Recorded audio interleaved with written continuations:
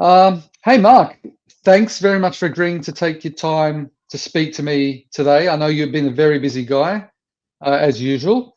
For those who don't know who you are, and I assume that's someone that's been living in a cave for the last at least 2 decades and certainly doesn't have a television because you are so ubiquitous. Obviously, you're also in the movies, but on television, you've been so ubiquitous. You've appeared in too many things to list, so I'm definitely not going to list them. But as far as I'm concerned personally, all that matters in terms of your Hollywood career is that you win The Big Lebowski, because that's, as you know, probably my favorite movie of all time. And in fact, I think during these times, I should probably pop it on again and watch it. And you played one of the thugs, a dumb thug, might I add, which shows what a great actor you are, given who you are in real life. You weren't the thug that peed on the dude's rug, but you were still up there. Um, and you've also played Lucifer in Supernatural, which again is a testament to your acting talents. You as the devil, come on, that's crazy. Um, Jacob in Lost, 13 Reasons Why. The list goes on and on and on. But that's not how we got to know each other. We've known each other for a long time, originally from Twitter, now aka X. You've consistently shone out to me as a voice of reason, of a voice of logic, common sense, and most importantly, morality. So I knew I had to get to meet you, which I thankfully did get a chance to about, well, close to 7 years ago. We met in the Jerusalem Hotel, had a great conversation. We had some very great single malt from my hip flask. And you graciously allowed me to interview you, I think it was about 3 years ago, for my YouTube channel. So that's for everyone else's sake. I know you know all that stuff. Thank you very much, Mark, for joining me for this conversation tonight. How have you been? I mean, I feel like I'm in the middle of a nightmare, and I've pinched myself over and over again and just won't seem to wake up. So how have you So been? that is, you just literally described how I've been. I mean, that's what I tell everyone. Every morning I wake up, it's like Groundhog Day, the movie. And yeah, I wake up and I think, oh my God, what I've just experienced, this dystopian reality isn't actually happening. And I'm going to just pinch myself and wake up. And this has been the story for over a month, since October the 7th. So speaking about October the 7th, do you recall where you were? What were you doing at the time you heard about the attacks and the Hamas atrocities, in fact? Yeah, I was at home as usual, and because I'm mostly a homebody, so that's why I say as usual. And we were on Which home? The one in America or in France? in America, yeah, in Los Angeles. So I was here when I saw the news, and of course I was gobsmacked, gobsmacked by the audaciousness of Hamas to infiltrate Israel in the way that they did, and to advertise their brutality on by filming it on GoPros and sending that violence across social media. I was horrified, as any sane person was, by the brutality of their attack, which should have revealed to the entire world exactly the kind of enemy we're dealing with, exactly what lays at the heart of their morality, which isn't liberation, it's murder, it's death, it's genocide. Now, of course, that we've been almost a couple of months into this, into Israel's counterattack, people are starting to see the ugliness of war, and they're starting to lose heart. They're forgetting what happened on October 7th and what that implies with respect to Hamas's morality, and even the morality that saturates the culture of the Palestinians, quote unquote. I hate using that term, Palestinian. I feel it's a political term. If you identify with the Palestinian cause, you're identifying with a host of ideological concepts and moral precepts that I think are despicable. It's almost that the identification with that moniker, Palestinian, should link you to religious fanaticism, uh, pan-Arab nationalism and murder and death of Jews. That's exactly what it should link you with. And to the degree that you identify with that, you're morally culpable for everything that's happening.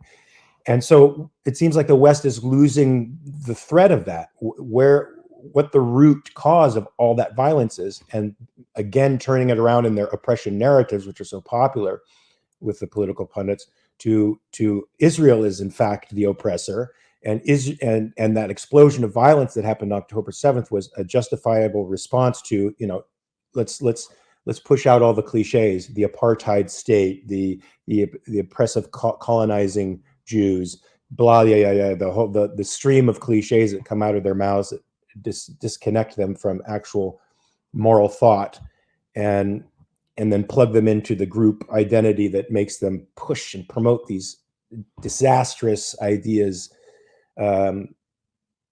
over the truth. Yeah, no, look, you've hit the nail on the head, and I was going to ask you this, that you have this, I call them so-called progressives. I hate using the term progressive because that's not accurate, but let's call them the woke left, for want of a better label, and we all understand what I mean by that. So yeah, these are people that for all intents and purposes should be all for individual freedoms. I mean, for example, they push the idea that people should be free to choose how they identify in terms of gender or whatever else it is. They're usually pro-abortion people, the rights of the woman to choose, which is all well and good, but you're seeing them, as you rightly put, they're supporting this cause where they're basically supporting the same people who oppose the very things they're supposedly holding sacrosanct, and also people that would murder them, slaughter them at the first chance they would get, if they would get that chance. We have this sort of running joke in the pro-Israel echo chamber, I guess. Chickens for KFC when you see queers for Palestine. It's like chickens for KFC. So this is the question for me. How do you explain the woke left's infatuation with this so-called Palestinian cause, given that it should be anathema to them? Well, the Palestinians were the first played the first game of identity politics. I mean, Palestinianism is itself a political identity. It's not an actual ethnicity. It's a political identity. And the woke divides people into political identities. Now, it does this for the purpose of acquiring power, right? It looks at the world through a Marxist prism, which is through the oppressor prism. It puts people in oppression hierarchies. And if you're at the top of that oppression hierarchy, meaning you contain the most number of identities that makes you the most oppressed person in society, you then have a moral sanction to do anything you want, to throw off the oppressor. And so Palestinians have sort of cornered the market in identity politics oppression narrative. And they promote that on social media through pictures and memes and stuff. For the politically and morally unsophisticated, this stuff makes a great deal of sense. So to me, they've been doing this game for 50, 60 years. It's, the left has finally picked up on it in a cultural sense in America, and that's what's given it cultural purchase in the United States. As far as the woke's progressiveness, I call them regressives. I don't call them progressive. That's much better. The thing that they, clearly they're about groups. They're collectivists. So they promote collectivism, not individualism.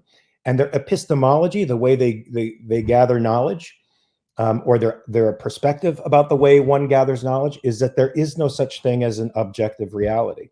So what the woke are at war with is reality. Objective reality is like biological identities, which should, if you identify a certain way, it should predominantly reflect the biological reality, and something that varies from that. If you have feelings that are very different from the biological reality going on, it's a sign that something is certainly off.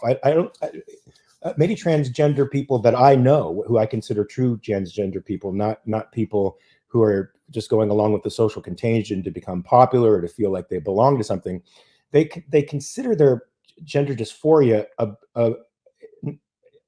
not a pathology, but certainly something that is concerning and needs to be looked at. And it's probably incurable, and so they take steps to try to conform to this dysphoria, and it makes them feel better. But they still recognize the fact that reality is in opposition to their feelings.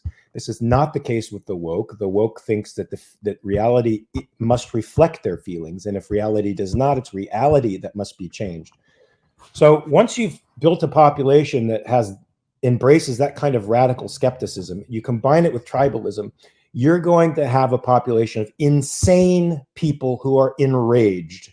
They're insane because they can't trust reality. They're enraged because reality contradicts them, and they're in a constant state of unhappiness because they're unsuccessful in dealing with reality. And so that kind of population is just primed for a scapegoat to focus all their attention on. And for the woke, it's the people at the top of the hierarchy, the power hierarchy, which unfortunately for Israelis makes them a focus of a great deal of hate, because you guys went and did something awful. You created a free state and you became the most successful state in that region. You're a center of science and industry, capitalism. You made the desert bloom. You became successful and rich, and for that you need to be condemned, and we need to lift up the people underneath you. Let me just add something to that. You're hitting so many points here, and I agree fully with you. I'd say it's a bit more than that, because it's not just Israelis, it's the Jewish people. We can get to anti-Semitism, in due course, but the way that I see it is Israel doesn't just represent a successful endeavor, a successful enterprise, but it actually represents an oppressed people, an oppressed indigenous people, because normally when you see indigenous people around the world, they seem to be oppressed or somehow, stymied in the pursuit of success. But Israel is that one beacon whereby you see people that have been oppressed throughout, centuries, and they've come back to their indigenous homeland and they're successful, which goes against the grain of the narrative that these regressives, as you call them, would like to push. But as you said, it's this Marxist idea that success equals oppressor. That's true. But here, this stands. You rightly put it, that the reality makes them angry. But the reality here is really inconvenient for them, because you have some oppressed people that, for all intents and purposes, shouldn't be successful, who are extremely successful through hard work, community, enterprise, all the sorts of things that breed success. So I think there's an added layer there. But you're 100% right. I mean, from my point of view, it's this Marxist view of the world of success oppressor subjugating the weaker party, where there's no responsibility on the part of the parties. I mean, we know that the Palestinian Arabs, the reason that they're not so successful is that they've put all their energy in destructive means. I mean, they could be successful if they would just be our partners in this success. We want to share our success with them. We want peace. And I think it stems back. I'm not sure if it goes back 50 years, but certainly in the 70s, we saw the Soviets with Arafat try to inject themselves into this conflict. The whole Zionism is racism fiasco in 1975 at the UN. I mean, the Soviets have been behind a lot of this, and because they didn't succeed against the US militarily, I think culturally they're now reaping some poisonous fruits, not just against Israel, but in the United States, on college campuses with the professors, with the teachers, even on social media with TikTok. So just to sort of add, to add another layer to what you were saying. I mean, I attribute a high percentage of the chaos in the world to Marxists and cultural Marxists. And, a conflict narrative is going to bring about that kind of circular violence that you're talking about, so that eventually, the conflict that you sow in an attempt to gain access to the power structure is going to come back and bite you, because eventually you're at the top of the hierarchy, and your scheme becomes self-defeating. Your means of getting to the top of the hierarchy are self-defeating, and once you're there, you become the target for a renewed revolution. And that is the violent cycle that we're stuck with when we have collectivist altruists radical skeptics who have a particular outlook on society and the world and success that revolves entirely around violence. It legitimizes violence as a means of getting what you want, and that's why we see all the violent protests today. Ironically, all the pro-Israel rallies, which have had hundreds of thousands of people at them in America. You guys should know, I want you guys to know, 80% of the population of America has not gone completely insane. They may be quiet. The loudest voices may be pro-Palestinian, but the quiet majority, unfortunately, as Nixon said, the silent majority is still there for you. And so the gravity of reason is still on your side here. Wouldn't make it right or wrong, but I just want you to know that that exists here. But I don't find it so ironic that every single one of the pro-Israeli rallies, no matter how large they are always peaceful. They're beautiful things to see, and almost universally, the pro-Palestinian rallies devolve into violence because that is their orientation. Their modus operandi is violence against their fellow man. Yeah, I mean, that's interesting, Mark, because one thing I noticed after October the 7th, and we might have had a bit of time where some people on our side, I certainly wasn't like this because I'm a bit more battle hardened, but we might have thought we would have a bit of respite and more people would understand what we were going through after this massacre, which is a clear case of good versus evil. I mean, it was a clear evil act. You don't get much more black and white than that. And as you said, they had their GoPros, they documented their vile atrocities. But what we saw was, I don't know if there was maybe a day where people weren't bashing us, but a lot of these protests started before we even set a foot in Gaza. Yep. There were protests, for instance, in Sydney, Australia, before we went into Gaza, where they were saying, gas the Jews, F the Jews. Just because, what were they even protesting? Why are they even protesting these genocidal things? Because we had the audacity to be killed. I mean, people have to understand that, as you mentioned, this is their modus operandi. This is what they're about. It's a negative force here, and Israel and the Jewish people, we truly want peace. We truly want to just prosper. I wouldn't say we want to be left alone. That's not true, because we do want to contribute to the world in a positive way, and we see that with Israel, with the high tech, with the humanitarian, when there's a Turkish earthquake, or even in Iran, we're amongst the first to offer to help because we genuinely want to help. But to me, all that charity, which is absolutely true, isn't the reason Israel is a legitimate state and has a right to its existence. To me, as a secular man, a secular atheist, the reason Israel has a right to exist is because it has based itself upon the premise of a government serving the people and upon the premise of individual rights. Now, it's imperfect, like every government in the world, including the United States, which has lost its way terribly. But it is, for the most part, a free democracy governed by common law, governed by the idea that law is a means of restraining government force against people and restraining force in general in society.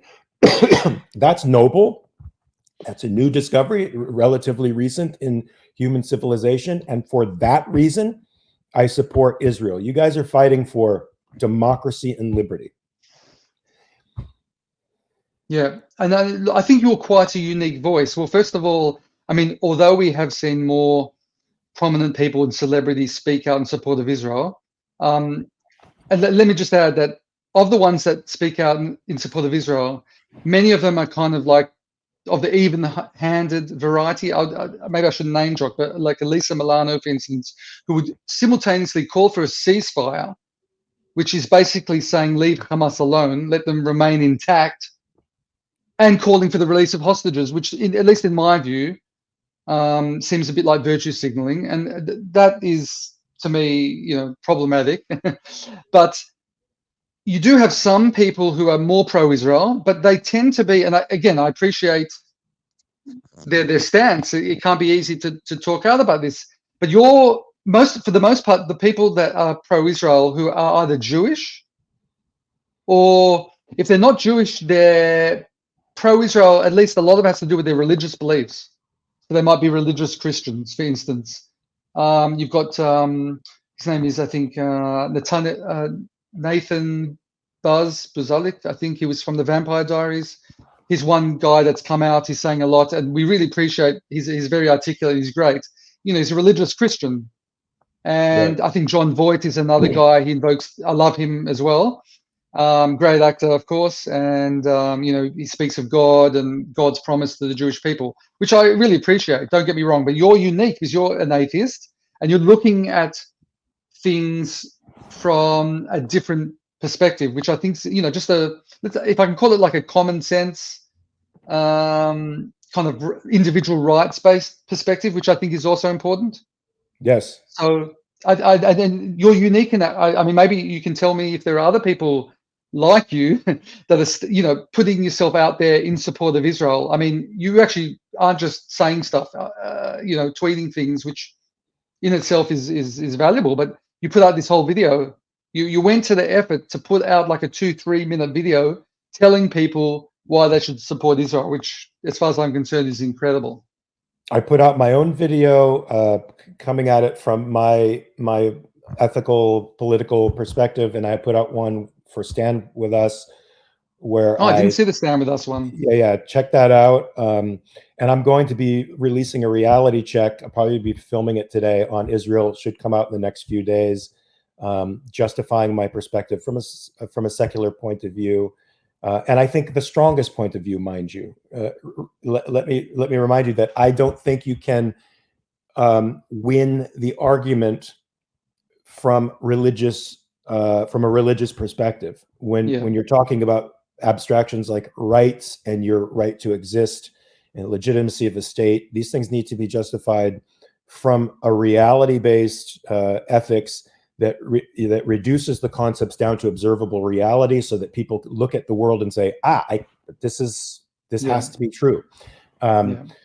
So I think my justification is the strongest one. It may not be the one that touches the emotional heartstrings of people, of religious Jews or even religious Christians for that matter.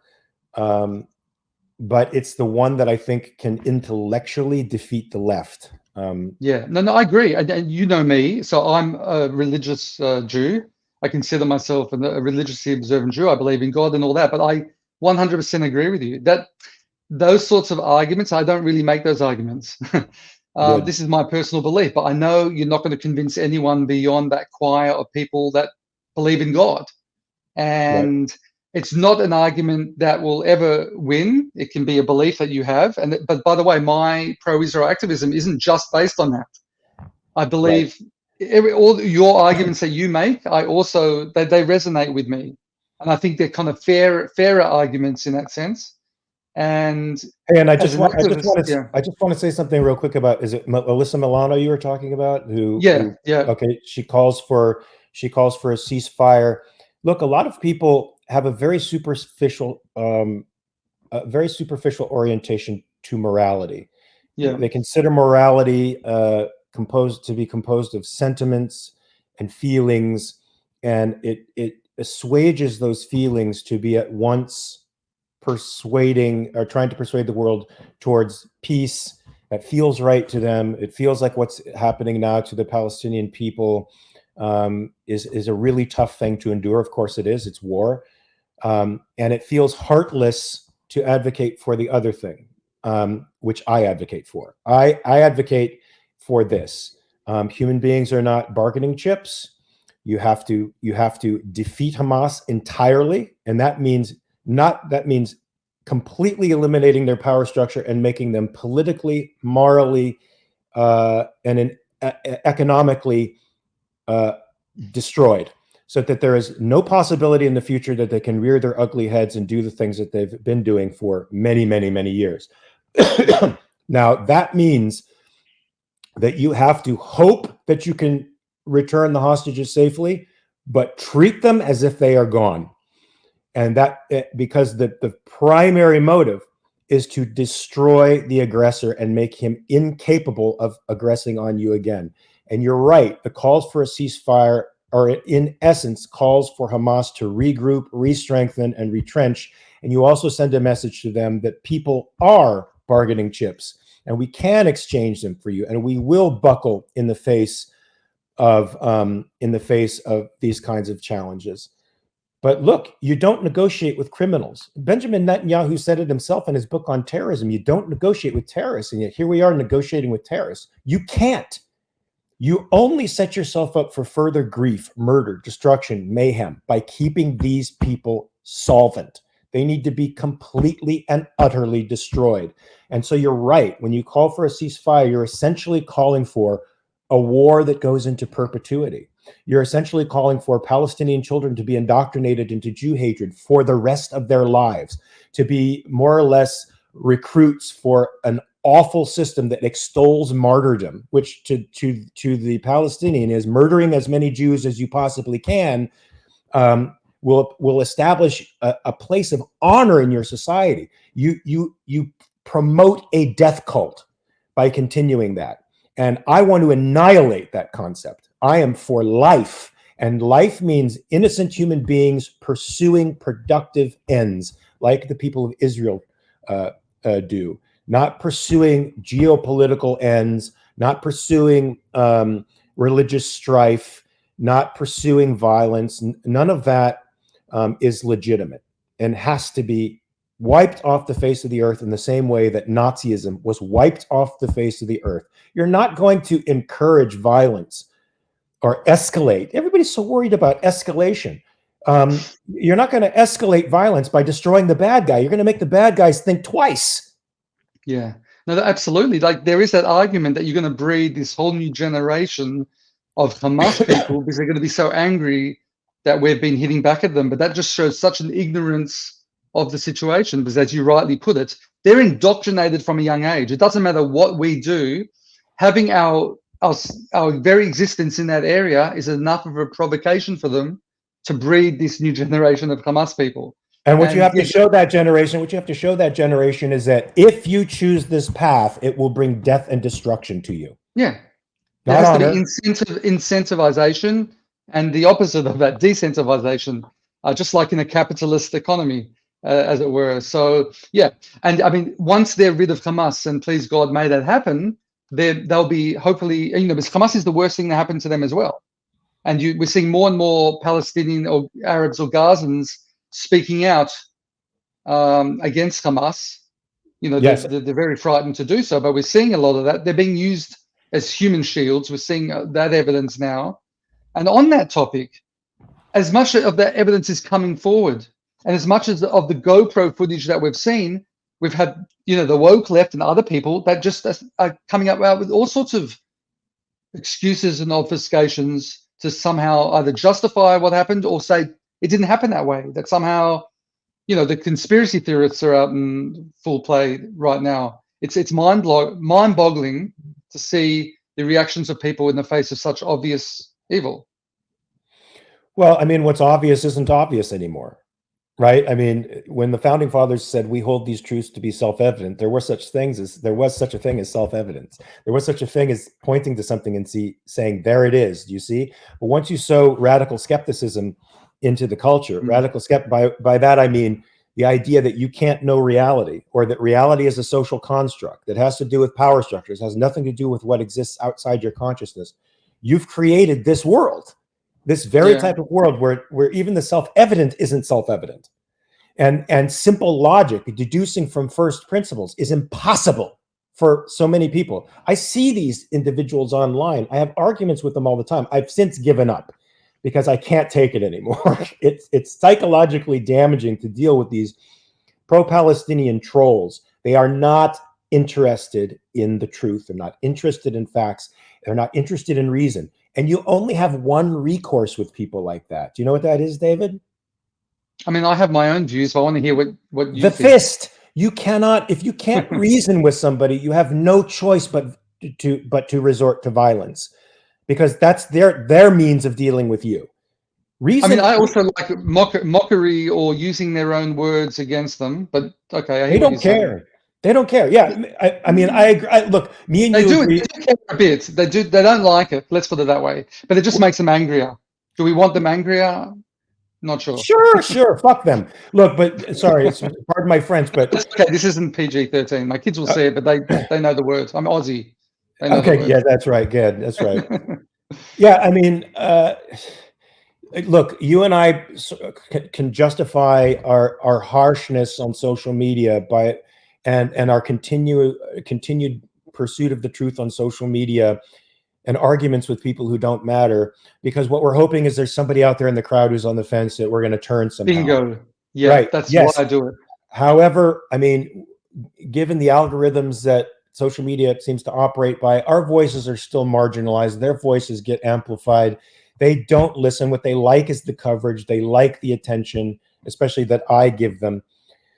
And it's a fruitless venture. I've found it to be fruitless. I mean, I still have to stand up for what's right, but I'm limiting. I'm increasingly limiting my engagement with people who seek to pretend to go into the details of a conflict that they know nothing about and will know nothing about, and Yeah. and simply make my proclamations for the truth, so that at least those are out there as signposts for people to guide their moral behavior.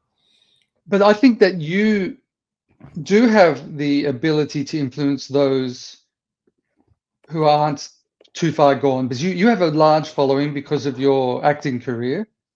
And these are people that aren't necessarily interested in politics at all. They might not be interested in Israel or any of this, but you have access to these people who admire your work, your acting, and they do follow you despite the algorithms. They are going to see what you stand for. And I mean, you're not just on Twitter, of course. You also have your reality check videos.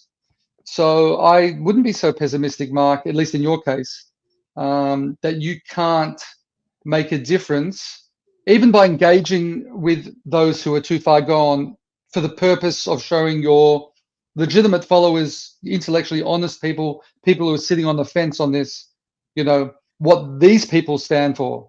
And, highlighting their bad behavior. Actually, you don't even have to highlight. You can just have a regular dialogue with them, and the truth will come out just by virtue of their own behavior, and they'll hoist themselves on their own petard, as it were.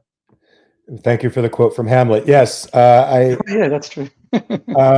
yeah, I mean, the idealistic part of me wants to agree with that. The part of me, and I shouldn't say that, because I am entirely idealistic, but my idealism isn't divorced from reality. It's too overwhelming to engage with the negativity and the toxicity on social media. There's too many of those voices, and what I see is the tribal voices get magnified, while the voices that are on the fringes, the individuals, the people who are I think making the more precise and better arguments, those get marginalized. So that's why I see the ultra right wing nationalist religious right gaining followers by the thousands, while I think have a better, more nuanced message than them, am getting, Sure. Sidelined, ratioed, losing followers. I mean, look, my followers, the followers from the supernatural family tend to skew very hard left. So I take a lot of chances when I go out there and agitate for ideals that they would associate with the right wing, even though I don't associate them with the right. They do. And that's why I've lost, I don't know, I don't think I've gained followers in the last year and a half. I've certainly lost about 20,000 followers. And that's because of my political stance. So many people think, look, you're an actor, your job is to act, stick to your lane. But my job as an actor is to understand what values mean, right? Actors are passionate valuers, and I take that job very seriously. And that means I'm going to attempt to talk about values in the public sphere.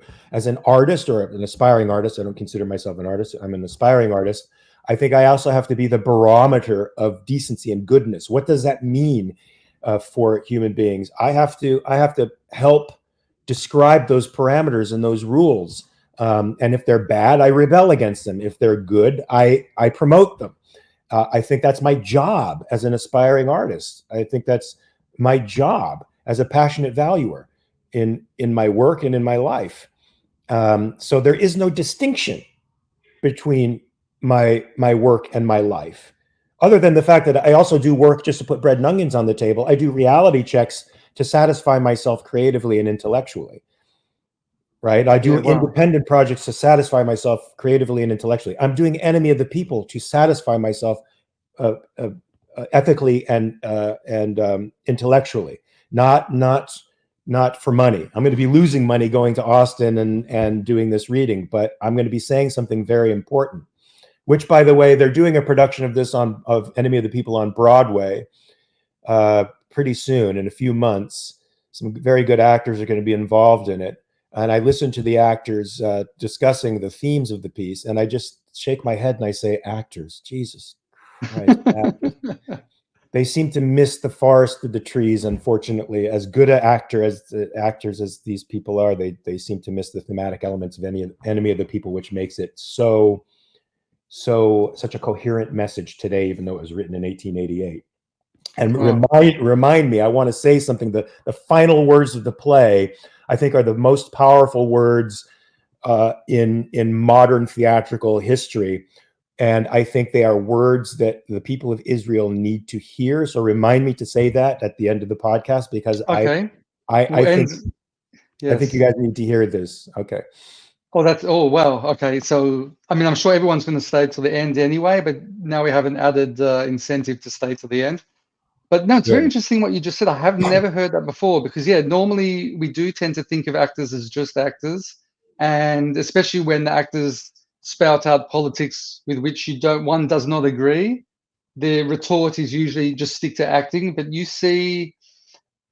don't decouple your acting from what I would call a responsibility to stand up for what you believe is right, which I haven't heard any other celebrity articulate. I mean, you have Roger Waters. I mean, I don't want to really mention Roger Waters in the same sentence as you. You reflect different, polar opposites of humanity, but he somehow believes he is qualified to opine on matters which he clearly has not invested the right amount of time or effort, to get to the truth, although he would claim that he has. But I mean, anyone that follows his I'll call them anti-Semitic. They really are anti-Semitic, but we'll call them anti-Israel diatribes, can see he's missing fundamental facts, despite the fact that his moral compass is probably way off anyway. But he believes he somehow. But it's interesting because there are a lot of celebrities that,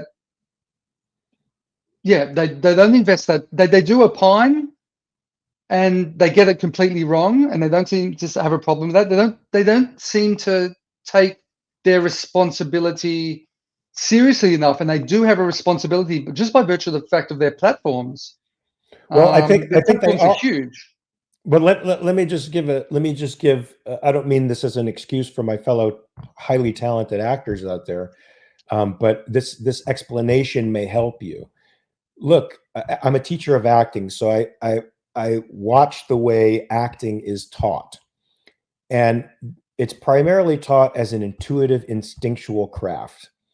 In other words, one in which the head is not engaged with the heart at all.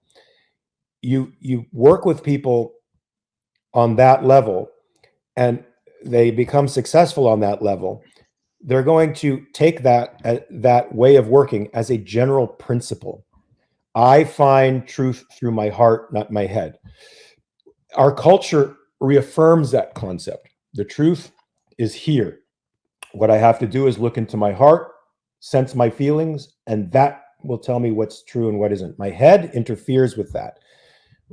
Rousseau, an Enlightenment philosopher, would agree with that. He helped to inculcate that concept that, growth and civilization, adulthood and civilization were two of the most horrible things that could happen to an individual. They corrupt your innocence and your real connection with reality. Of course, this is all wrong. But what these people are doing when they make their pronouncements is they're going from their heart.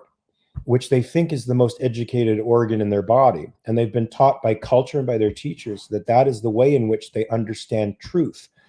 Ayn Rand was very different from the culture. She said feelings are not tools of cognition, right? They may be hints as to what you value. You have to take them very seriously, but they can't tell you necessarily. Sometimes there are instantaneous evaluations of what's out there in the world, but most of the time they are not, and they have to be checked by your mind. And so most of these artists are coming from their heart with a very limited, which is informed by oppression narratives, not by reason or informed concepts of justice, but by oppression narratives. And then they are putting that out into the world. So they are doing what I'm doing as well. They're just believing that a different organ is in command of knowledge of what's right and wrong, good and bad. I don't think your heart tells you that stuff. I think your mind tells you that stuff. And your mind tells you that only after deep introspection and watching the world and thinking about the way the world works and thinking about right and wrong, good and evil in very in conceptual terms until those terms become automatized and they become a part of your heart. So right now, my feelings about justice and individualism, what makes a legitimate state, why Israel is in the right, are automatized because I have thought a great deal about what justice is. I've thought about a great deal about what decency means, what goodness is, what evil is. I've defined these terms for myself in ways that I don't know that actors have, and other actors have, as talented and as amazing as they are. That's so interesting because you're an actual acting teacher. You'd consider yourself a method actor as well? Yeah. Yet you're able to, and you're explaining how other actors fall into this trap of almost using the same skills that they use in acting to tap into their heart, and that's how they obfuscate their thinking, and they're using less of this and more of that. And you're an acting teacher, a method actor, and yet you were somehow able to get out of that frame of mind. How did you do that? Is that just the way you've always been, or you always approached acting in a way that was like, listen, this is the way I am. I'm always a thinker, but in order to be the best actor that I can be, I have to tap into my heart. I mean, I guess so. You know, when you're a performance artist, which means the thing that you're doing is happening live and in the moment, like a basketball player or a boxer, you have to rely on certain automatized moves, right? And you can't. Your mind is just open to the moment, and that's it. So your head goes into the homework, and when you're in the moment, you let yourself be free to react to what's happening. So my way of approaching the method is to not make people enemies of their own minds, but to understand that in the moment they have to be free, they have to be engaged in what's happening in order to be responsive to what's happening. Now, also a part of what makes actors sympathetic to some of these causes that we would find reprehensible is that when you, like me, spend your life playing characters that people would consider bad, you can't consider your character bad, and you have to find the value, the legitimate thing that your character is pursuing, or you have to spin it in such a way that you're not ever looking from the outside and judging your character at all. So somebody like Meryl Streep, when somebody calls her a bitch, she would say, "I'm assertive. I'm just assertive," right? You always spin what's going on with your character as a pro-life, pro-value, virtue, something that you can get behind. I did that with Lucifer. I've done that with Paul. I did that with Bishop. All the characters I played were good guys. And that can get people sympathizing with the good guy because or with the bad guy. You start to see the positive elements that somebody's going for, or the justifiable elements in your mind that somebody's going for, and you magnify those and promote those, and they become the whole thing. So, I mean, for me, people who are pro-Palestinian, the Palestinian movement, I should say that it's not pro-Palestinian, it's Palestinian movement. They see pictures, and for them, memes and pictures are about as deep as their ethics go. They see a wall and they say it's a prison, it's an open air prison. They see Gazans in relative poverty and compared to the wealth of Israel, and they think that disparity had to have happened because of oppression. They see that Israel controls the utilities in Gaza as not that Hamas has failed to provide an infrastructure and self-government for themselves, but as an attempt on the part of Israel to control the elements within Gaza. And you can go on and on and on and on about how people continuously shift to this deterministic perspective and promote that and focus on it as if it's legitimate. And you know, I think honestly that's what actors are doing without thinking about it. And then that's what I think shifts the moral calculus in favor of the Palestinian movement, because people's moral reasoning hasn't gone beyond one or two steps in the moral reasoning process. Yeah, but I wonder how many. I mean, it's almost a charitable view of actors that you're propagating right now, in terms of they're being genuine with their feelings, which are coming from their heart. But my suspicion is that there are also a lot who are just out for self-aggrandizement, Sure. and it's their egos that are leading them. And it's almost the trendy, not almost, it is the trendy cause. The so-called Palestinian cause is the trendy thing, and they want to be liked. And unlike you, Mark, who will stand up for what's right in terms of principle, and you will lose a bunch of followers for that, they want more followers, they want more likes, they want more adoration. And that's my suspicion. I don't know, I wouldn't put a percentage to it. I guess 80-20 is always the standard Pareto calculus with everything in the world. 80-20, 80% of the celebrities are probably doing it because of their egos. That's kind of my suspicion. You know, I wouldn't be able to put a number on it, but I'm sure there are. I mean, there's definitely something missing in a person's personality who needs to be on stage. Sorry, you need to be. There's something. You seem to defy that, in my estimation. I mean, anomaly. I try, but that's in me too. Who doesn't want to be adored by lots of people? Who doesn't want to be liked? Who doesn't want to be loved? It hurts to be outside. It hurts. But by the way, that's not a bad thing. Meaning, if that desire to be adored, like, by the way, I believe there's no such thing as true altruism, because even someone who is altruistic is doing it. There's a part of them that makes them feel good about it, and whether it's being adored by someone or just getting the warm feeling that giving to someone selflessly gives you, that's not true altruism, and that's fine.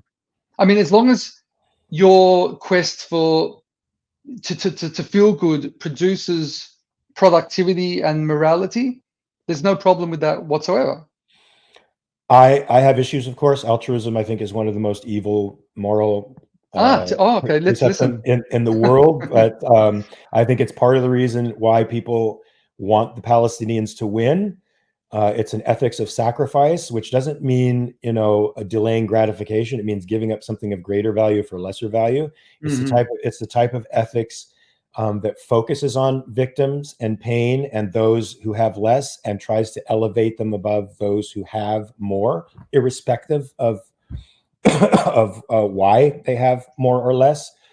It's the very reason that Israel feels guilty right now, like they have to negotiate with Hamas. It's the very reason the entire world seems to be turning against Israel, because they should be sacrificing their men for the lesser value of Hamas. It's the very reason you guys have gone in on a ground incursion before bombing the fuck out of the infrastructure and making sure that not a single IDF soldier gets killed by Hamas terrorists. It's a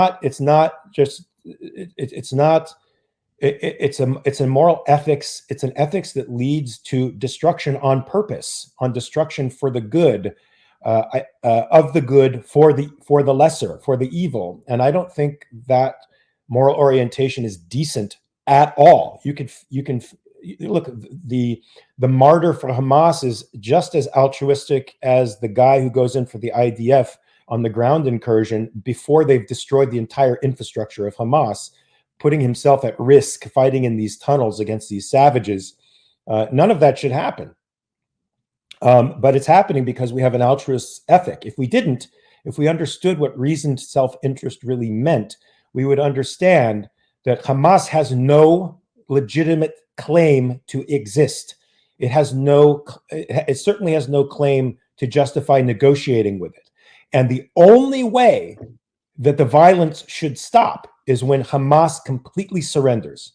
They're done, and they will never raise their ugly heads again. The only peace that the Palestinian people will find is with the elimination of Hamas. And I understand there are people in Palestine now who are in Gaza who are coming out right now and justifiably laying all of the carnage and destruction in the laps of Hamas. It is totally understandable, and those people are my heroes because they're doing it in a culture that for the last almost 20 years has been violently opposed to reason and truth, and has been indoctrinating its youth to be violently opposed to reason and truth. So for them to be able to say that in such a world makes them moral giants, especially when those people can come after them, as particularly if Israel loses its heart and lets Hamas exist as a political organization.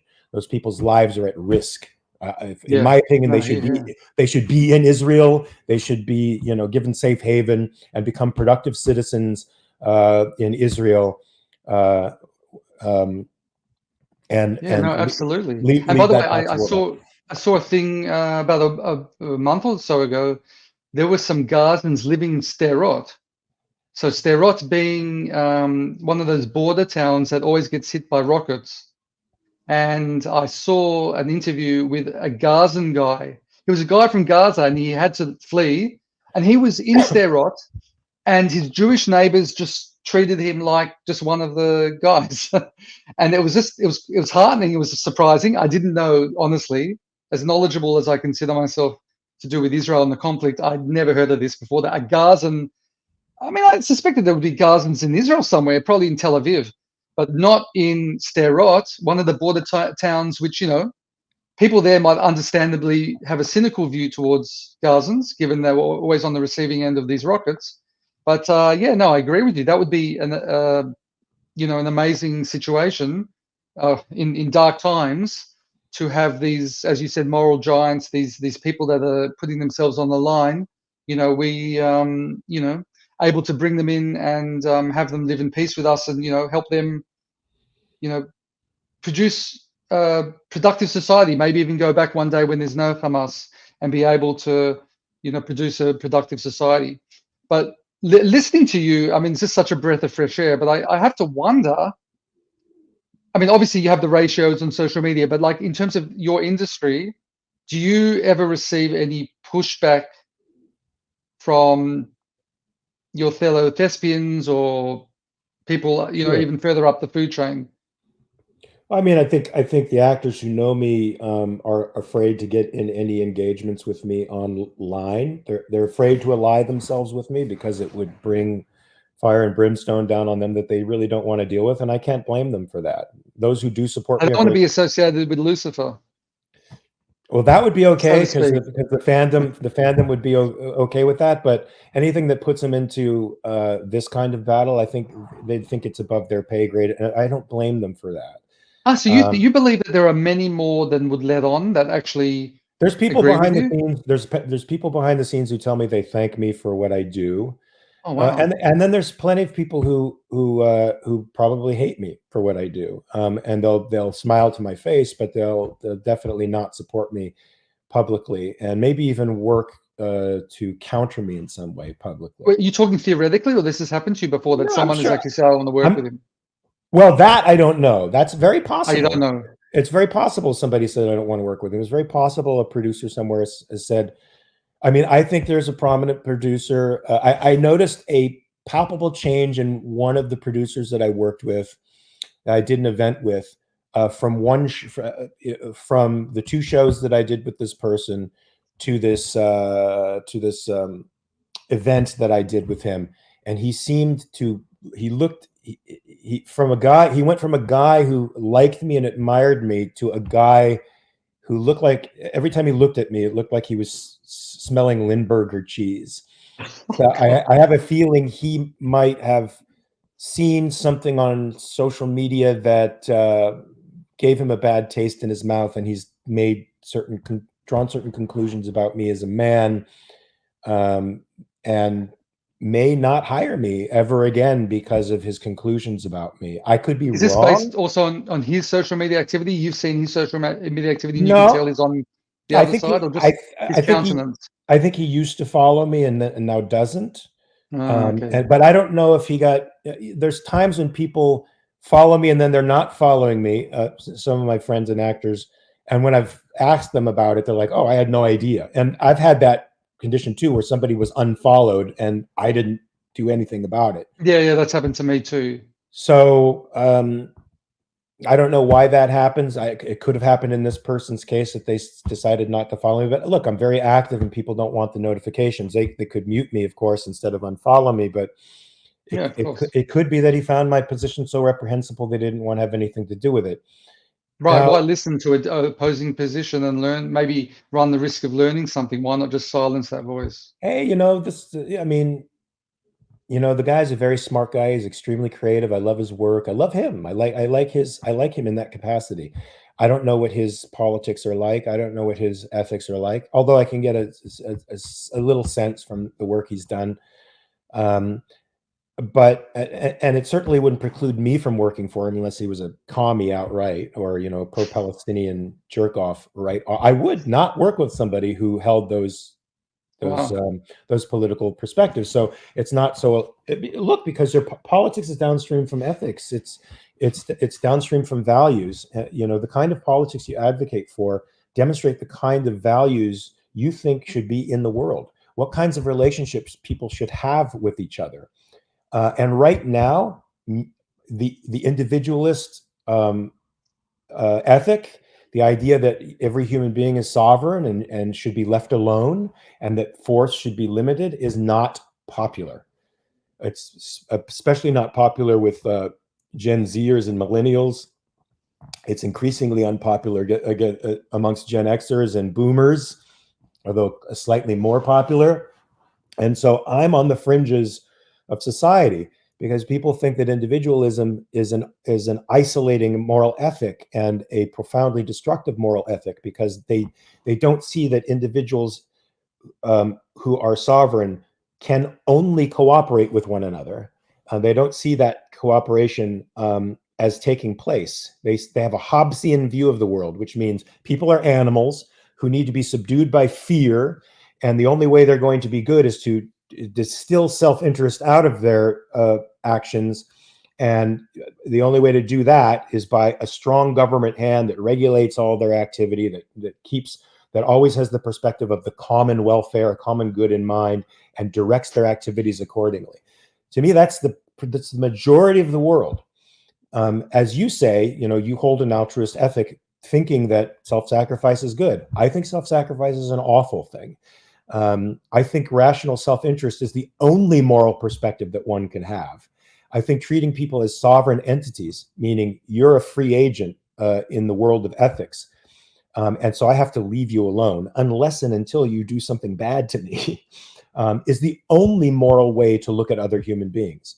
It's the only way in which you are treating human beings as moral agents in their own lives, as full adults who are capable of dealing with the exigencies of reality in their way, with their context, and not placing your own moral perspective on top of theirs and forcing them to do your will, right? So that's a very unpopular perspective now, and I take a lot of risks by going out on a limb for it, because nobody will understand it, and nobody will Right. understand it. Right. As much as But I try to articulate it, I don't think anybody still understands that individualism doesn't mean you are an island. no. I completely understand. But I'm just wondering. So, within the acting community, within Hollywood, of course, we assume that most people will not understand, will not really appreciate necessarily your views. But there are some more conservative voices within that community, and I'm just wondering, because years ago I heard that they even had some meetings, Hollywood meetings amongst conservatives. I'm just wondering, has anyone reached out? Oh, we can't talk about it. Okay. Yeah, we No, can. We no can. comment.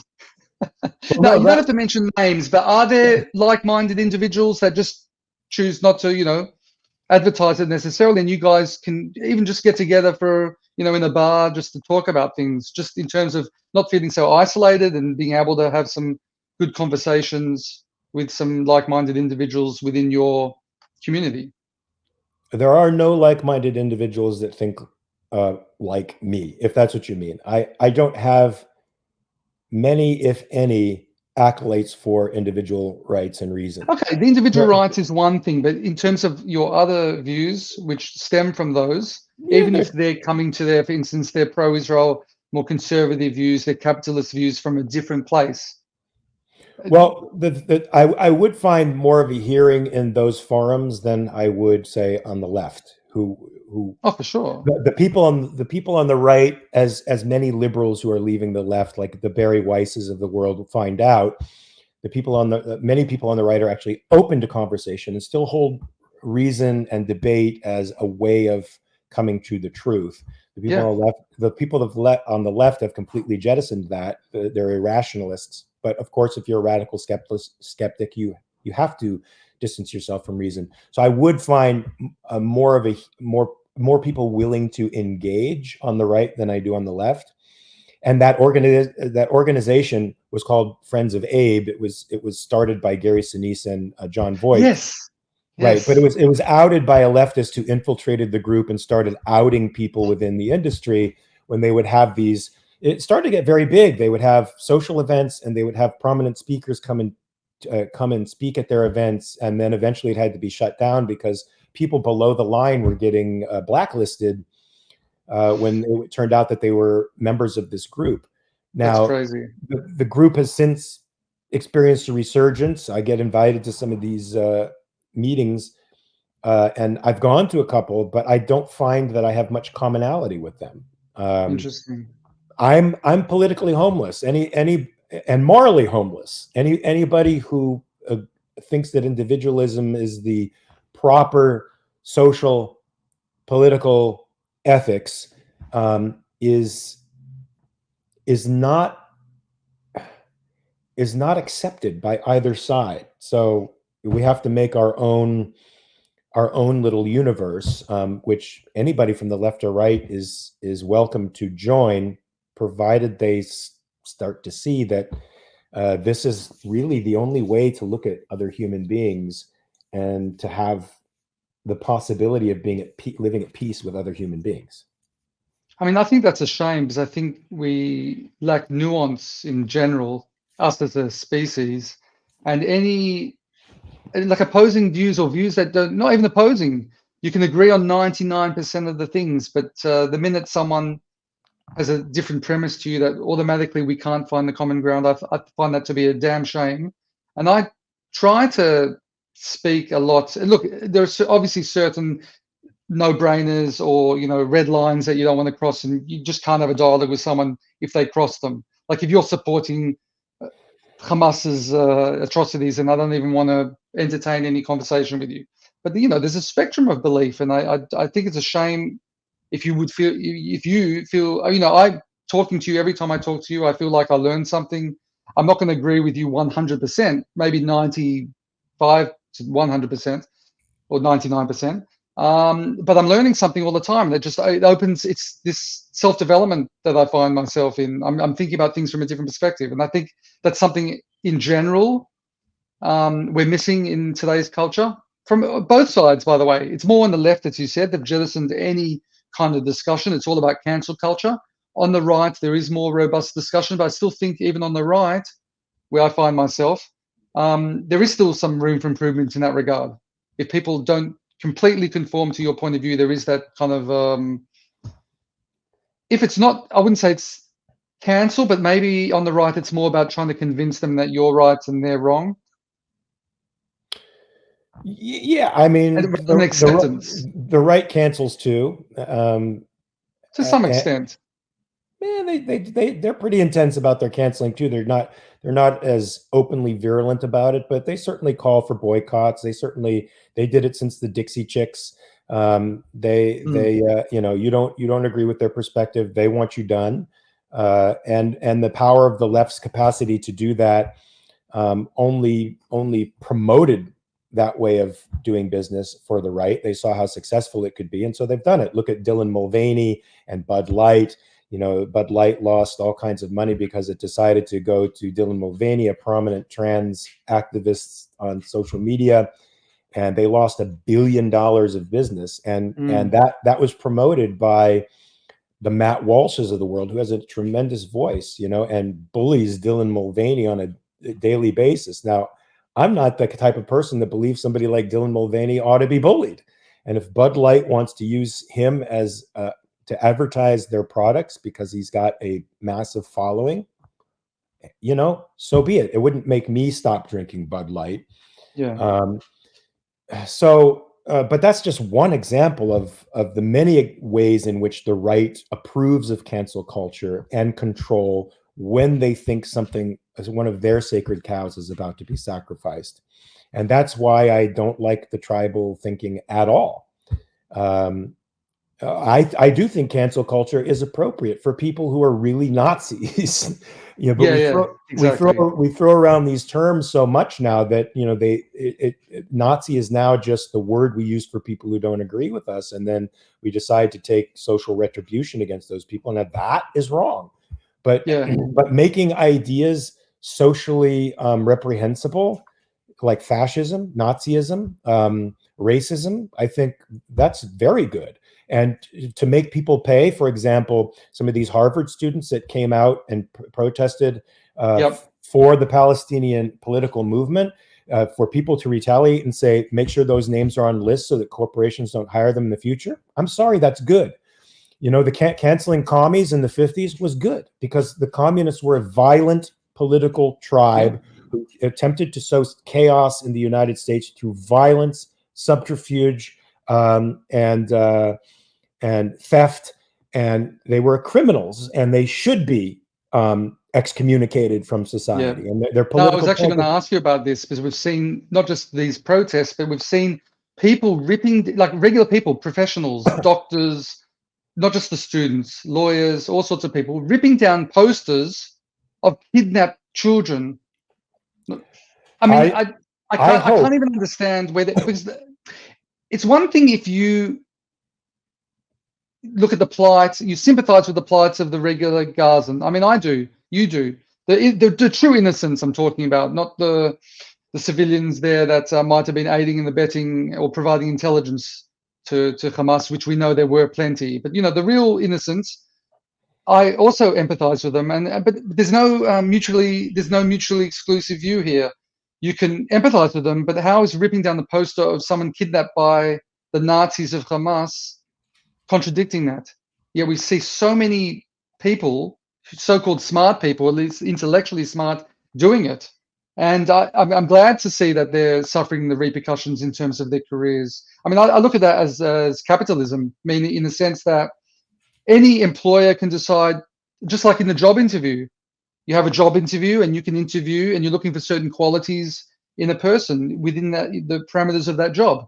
I certainly wouldn't want to hire, if I was an employer, someone who had the moral depravity of these people that are ripping down posters of kidnapped children. I mean, I agree with you, but then that applies to me and people who look at my perspective as murderous, damaging, unempathetic. They might not hire me for the very same reason. No. I mean, but as you said, there is a certain line that one crosses. So in this regard, it's not just about their views that I don't agree with. I mean, this is like a look.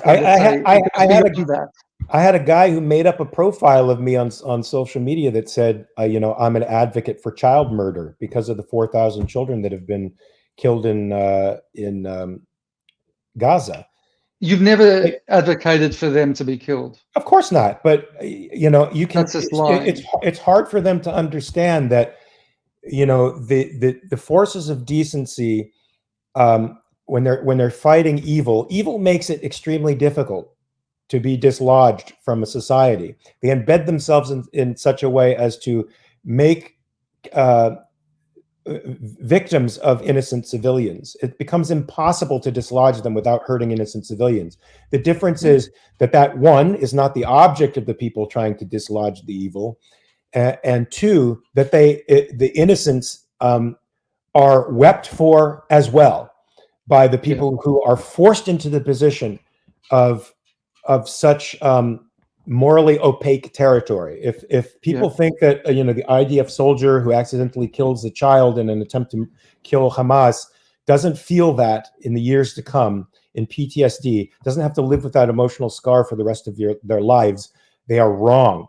Contrast that with the murderer, the Hamas murderer, who calls his parents to celebrate the fact that he murdered 10 Jews and that he's a hero who should be celebrated, and his parents applauding his vicious, disgusting, despicable, genocidal deeds over the phone. Now that's public record.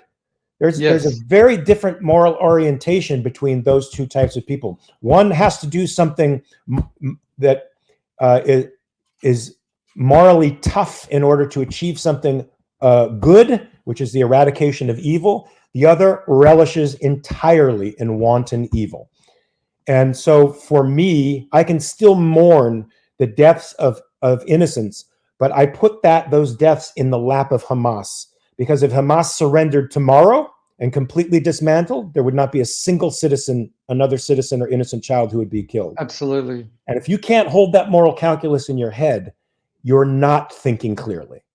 No, absolutely. Yeah, no, absolutely. And that's what I'm saying about the people ripping. It's like the corollary that the people who are ripping down those posters, they should be able to empathize with the children and the grandmothers and all the innocent civilians that have been captured by Hamas.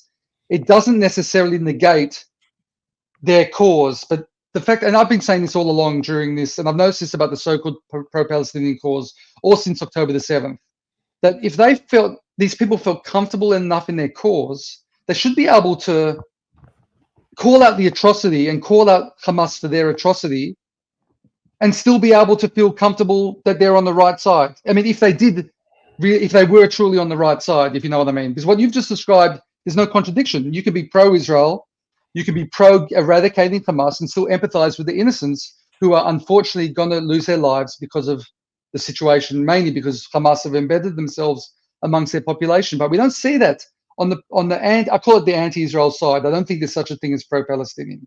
Because if you're truly pro-Palestinian, you don't want Hamas there either. I'm sorry. But we're not seeing that. And that to me has been one of the breakout moments in my thinking since October the 7th, that, I've known they're morally depraved, these people, but the fact that they can't even condemn kidnappings and they have to rip down posters of kidnapped children shows that they don't subconsciously really feel that comfortable with their cause or the rightness of their cause. I think they're like the people who would apologize and then add a but to it, They do that. But everything is justified. The best case. It is a horrible thing that we're witnessing, but in the end, it's justified to throw off the colonial, oppressive powers of Israel. Yes. So, as far as I'm concerned, their ideology overpowers anything else, and their second-handedness. That's an objectivist term, where somebody gets their self-esteem from the opinions of others. Usually those people are virtue signaling more than anything. Even if nobody else is with them, it's a way for them to tell their community that they are on the right side. It's a visible way for them to tell their horde that they're with the mob and not against them. Yeah. So absolutely. I don't have any sympathy for those folks. In fact, I hope that I would have the courage to take that person down and give him a little lapel choke or something else that would make him think twice about ever tearing down one of those pictures again. Maybe a good stiff jab. Of course, I would get sued, so I'd have to try to do something relatively. I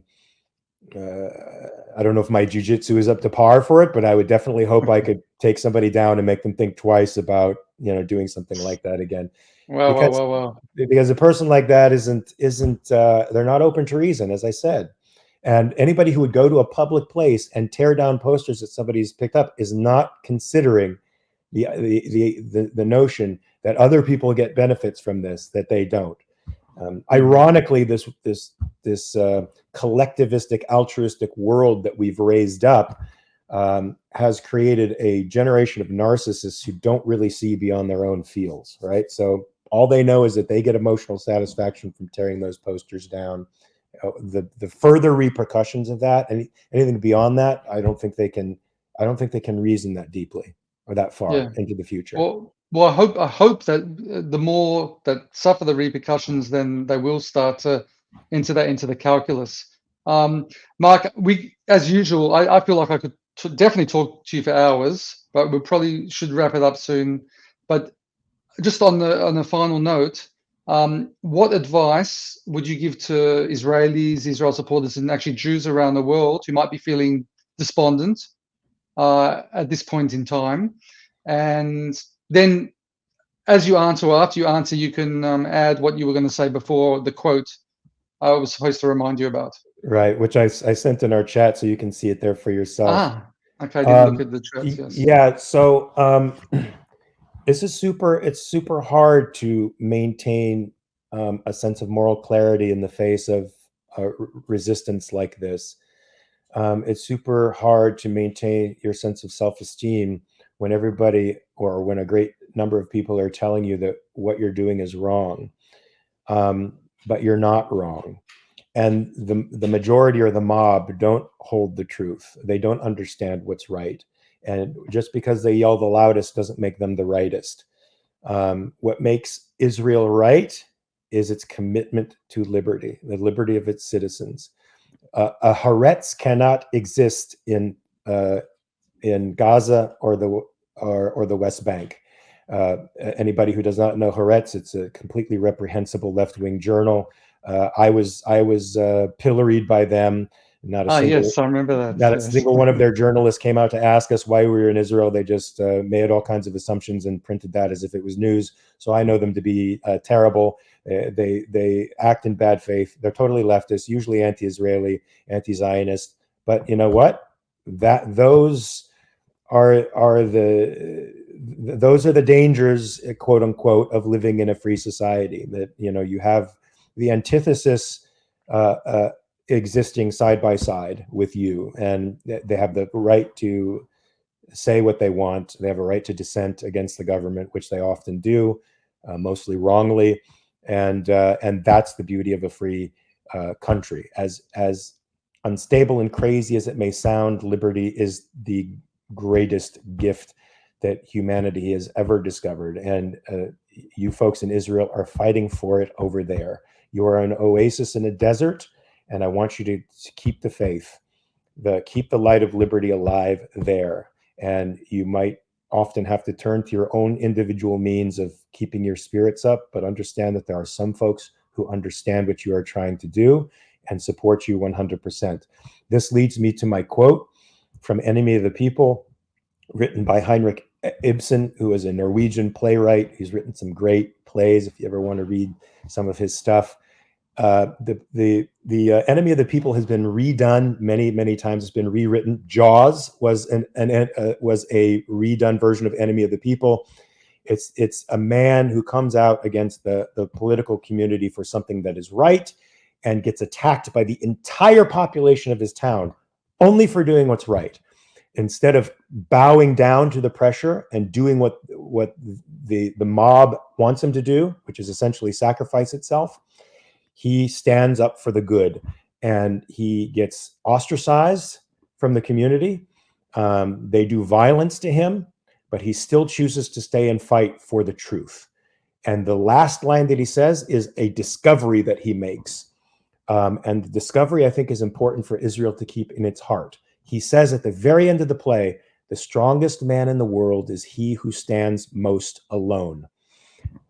That is profound. The majority may rule, but it doesn't make right. And the loudest voices, just because they're screaming more loudly than those who hold the right, doesn't make them right. Truth, justice, and the good is usually held by the minority. It's the majority who are out of touch.